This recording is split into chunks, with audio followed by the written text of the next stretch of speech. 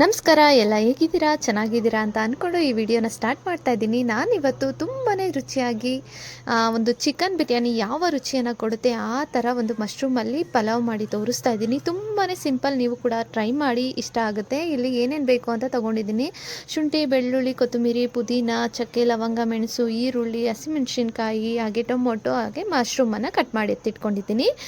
ನಾನು ಇವಾಗ ಅದನ್ನೆಲ್ಲವನ್ನು ಗ್ರೈಂಡ್ ಮಾಡ್ಕೊಬೇಕು. ಇವಾಗ ನಾನೊಂದು 3 ಈರುಳ್ಳಿಯನ್ನು ತೊಗೊಂಡಿದ್ದೀನಿ ಮೀಡಿಯಮ್ ಸೈಜಲ್ಲಿ. ಅದನ್ನು ದಪ್ಪ ದಪ್ಪಾಗಿ ಕಟ್ ಮಾಡಿ ಅದೇ ಥರ ಹಾಕ್ಕೊಂಡಿದ್ದೀನಿ. ಈಗ 1 ಇಡೀ ಬೆಳ್ಳುಳ್ಳಿಯನ್ನು ತೊಗೊಂಡಿದ್ದೀನಿ. ಬೆಳ್ಳುಳ್ಳಿಯ ಅರ್ಧದಷ್ಟು ಶುಂಠಿಯನ್ನು ತೊಗೊಬೇಕು. ನಂತರ ನಾನಿಲ್ಲಿ ಚಕ್ಕೆ, ಲವಂಗ, ಏಲಕ್ಕಿ ಇದೆಲ್ಲವನ್ನು, ಗರಂ ಮಸಾಲೆ ಏನೇನಿದೆ ಅದೆಲ್ಲವನ್ನು ಹಾಕ್ಕೊಂಡಿದ್ದೀನಿ. ನಂತರ ಖಾರಕ್ಕೆ ಹಸಿಮೆಣ್ಸಿನ್ಕಾಯಿ, ಸ್ವಲ್ಪ ಖಾರ ಜಾಸ್ತಿ ಬೇಕು ಅಂತ ಕೇಳಿದರು, ಸೊ ಹಾಗಾಗಿ ಸ್ವಲ್ಪ ಒಂದೆರಡು ಮೆಣಸಿನ್ಕಾಯಿ ಜಾಸ್ತಿ ಇದೆ. ಹಾಗೆ ಒಂದೆರಡು ಮೀಡಿಯಮ್ ಸೈಜ್ ಟೊಮೊಟೊ ಕೂಡ ಹಾಕ್ಕೊಂಡಿದ್ದೀನಿ. 1 ಇಡೀ ಪುದೀನ, ಹಾಗೆ 1 ಇಡೀ ಕೊತ್ತಂಬರಿ ಸೊಪ್ಪು, ಹಾಗೆ ಇದಕ್ಕೆ ಸ್ವಲ್ಪ ನೀರನ್ನು ಕೂಡ ಸೇರಿಸ್ಕೊಂಡು ಗ್ರೈಂಡ್ ಮಾಡಿ ಎತ್ತಿಟ್ಕೊಬೇಕು.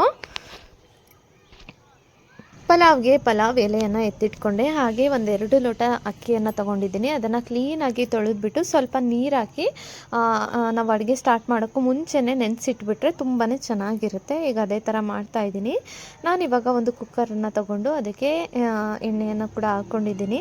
ಎಣ್ಣೆ ಹಾಕ್ಕೊಂಡ್ಮೇಲೆ ಪಲಾವ್ ಸಾಮಾನು, ಪಲಾವ್ ಎಲೆ, ಚಕ್ಕೆ, ಲವಂಗ, ಹಾಗೆ ಏಲಕ್ಕಿ, ಒಂದು ಸ್ವಲ್ಪ ಸೋಂಪು ಇದೆಲ್ಲವನ್ನು ಕೂಡ ಹಾಕ್ಕೊಂಡು ನಂತರ ರುಬ್ಬಿಟ್ಟಿರುವಂತಹ ಮಸಾಲೆಯನ್ನು ಹಾಕ್ಕೊಬೇಕು. ನಾನಿಲ್ಲಿ ಈರುಳ್ಳಿ ಏನು ಹಾಕೊತಾ ಇಲ್ಲ, ರುಬ್ಬೋದಕ್ಕೇ ಈರುಳ್ಳಿ ಜಾಸ್ತಿ ಹಾಕಿದ್ದೆ ನಾನು, ಸೊ ಹಾಗಾಗಿ ಏನು ಹಾಕೋ ಅವಶ್ಯಕತೆ ಇಲ್ಲ.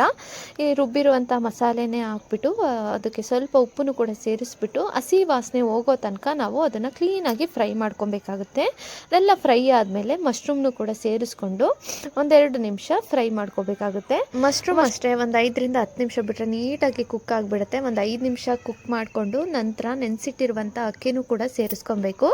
ಅದನ್ನು ಕೂಡ ಕ್ಲೀನಾಗಿ ಮಿಕ್ಸ್ ಮಾಡಿಕೊಂಡು ಅಕ್ಕಿಯ 2ರಷ್ಟು ನೀರು ಹಾಕಬೇಕಾಗುತ್ತೆ. ಆದರೆ ಬಿರಿಯಾನಿ ಮಾಡುವಾಗ 1 ಲೋಟಕ್ಕೆ 1.5 ಅಥವಾ 1.25 ಲೋಟ ನೀರನ್ನು ಹಾಕಿದ್ರೆ ಸಾಕಾಗುತ್ತೆ.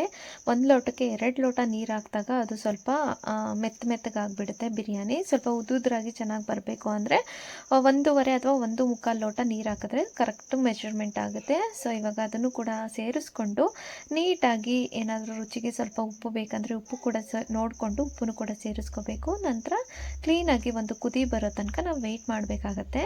ಸೊ ಇವಾಗ ಕೊನೆಯಲ್ಲಿ ನಿಂಬೆ ರಸ ಕೂಡ ಸೇರಿಸ್ಕೋತಾ ಇದ್ದೀನಿ. ಇದು ಕೂಡ ಒಂಥರ ಟೇಸ್ಟ್ ಸಕ್ಕತ್ತಾಗಿ ಬರುತ್ತೆ, ಉದುರಾಗಿ ಬರುತ್ತೆ. ಸೊ ಇಲ್ಲಿ ನೋಡಿ, ನಾನು ಯಾವುದೇ ಕಾರಣಕ್ಕೂ ನೀರು ಹಾಕಿದ ತಕ್ಷಣ ಕ್ಲೋಸ್ ಮಾಡೋದಿಲ್ಲ. ಅಲ್ಲೇ ಒಂದು 60% ಅಲ್ಲಿ ಕುಕ್ ಆಗಬೇಕು. ಆ ಕುಕ್ ಆಗೋ ತನಕ ವೆಯ್ಟ್ ಮಾಡಿ ನಂತರ ನಾನು ಕುಕ್ಕರ್ ಮುಚ್ಚಳನ ಮುಚ್ಚುತ್ತೀನಿ. ಆವಾಗಲೇ ತುಂಬ ಚೆನ್ನಾಗಿ ಬರೋದು. ಸೊ ಇವಾಗ ಒಂದು 2 ವಿಷಲ್ನ ಕೂಗಿಸ್ಕೊಂಡ್ರೆ ಪಲಾವ್ ರೆಡಿ ಆಗುತ್ತೆ. ತುಂಬಾ ರುಚಿಯಾಗಿ ಹಾಗೆ ತುಂಬಾ ಕ್ವಿಕ್ಕಾಗಿ ಆಗುವಂತಹ ಮಶ್ರೂಮ್ ಪಲಾವ್ ಇದು. ತುಂಬಾ ಚೆನ್ನಾಗಿದೆ. ಬಿರಿಯಾನಿ ಅಂತನಾದರೂ ಕರಿಬೋದು ಅಥವಾ ಪಲಾವ್ ಅಂತನಾದರೂ ಕರಿಬೋದು. ತುಂಬಾ ಚೆನ್ನಾಗಿರುತ್ತೆ. ನೀವು ಕೂಡ ಡೆಫಿನೆಟಾಗಿ ಒಂದ್ಸತಿ ಟ್ರೈ ಮಾಡಲೇಬೇಕು ಅಂತ ಹೇಳ್ತೀನಿ. ಸೊ ನೋಡಿದ್ರಲ್ಲ, ತುಂಬಾ ಚೆನ್ನಾಗಿ ತುಂಬಾ ಸಿಂಪಲ್ಲಾಗಿ ಮಾಡಿ ತೋರಿಸಿದ್ದೀನಿ. ದಯವಿಟ್ಟು ನನ್ನ ಚಾನಲ್ನ ಯಾರೆಲ್ಲ ಹೊಸಬ್ರು ನೋಡ್ತಾ ಇದ್ದೀರ ದಯವಿಟ್ಟು ಸಬ್ಸ್ಕ್ರೈಬ್ ಮಾಡಿ, ಸಪೋರ್ಟ್ ಮಾಡಿ ಅಂತ ಕೇಳ್ಕೊತೀನಿ. ಹಾಗೆ ಇನ್ನಷ್ಟು ವೀಡಿಯೋಸ್ನ ಮಾಡೋದಕ್ಕೆ ನನಗೂ ಕೂಡ ಪ್ರೋತ್ಸಾಹ ಬರುತ್ತೆ. ಸೊ ಇಷ್ಟ ಆಗಿದ್ರೆ ಒಂದು ಲೈಕ್ ಮಾಡಿ, ಫ್ಯಾಮಿಲಿ ಫ್ರೆಂಡ್ಸ್ ಜೊತೆ ಶೇರ್ ಮಾಡಿ ಅಂತ ಕೇಳ್ಕೊತೀನಿ. ಹಾಗೆ ಮತ್ತೊಂದು ವೀಡಿಯೋದೊಂದಿಗೆ ಸಿಗ್ತೀನಿ. ಅಲ್ಲಿ ತನಕ ಟೇಕ್ ಕೇರ್, ಟಾಟಾ, ಬಾಯ್.